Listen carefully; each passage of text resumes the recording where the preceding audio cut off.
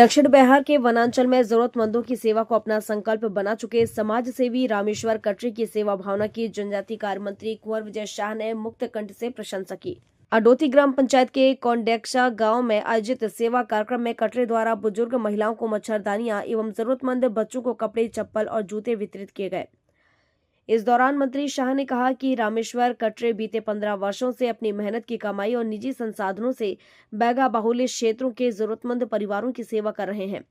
उन्होंने कहा कि समाज को रामेश्वर कटरे जैसे सेवाभावी व्यक्तियों की आवश्यकता है, जो बिना किसी स्वार्थ के दूरस्थ वनांचल तक पहुंचकर लोगों के सुख दुख में सहभागी बनते हैं।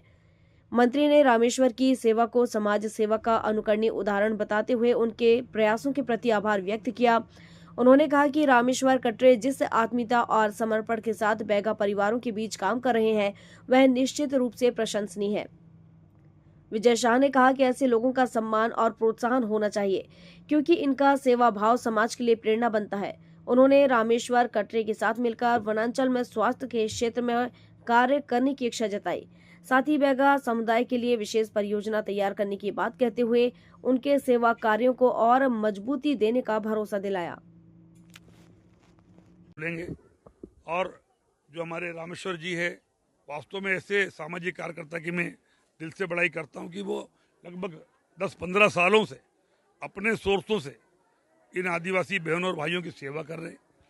समाज सेवा का इससे बड़ा रूप की बिना हमें सामने आए और उनकी सेवा वास्तव में ये मानव की सच्ची सेवा है।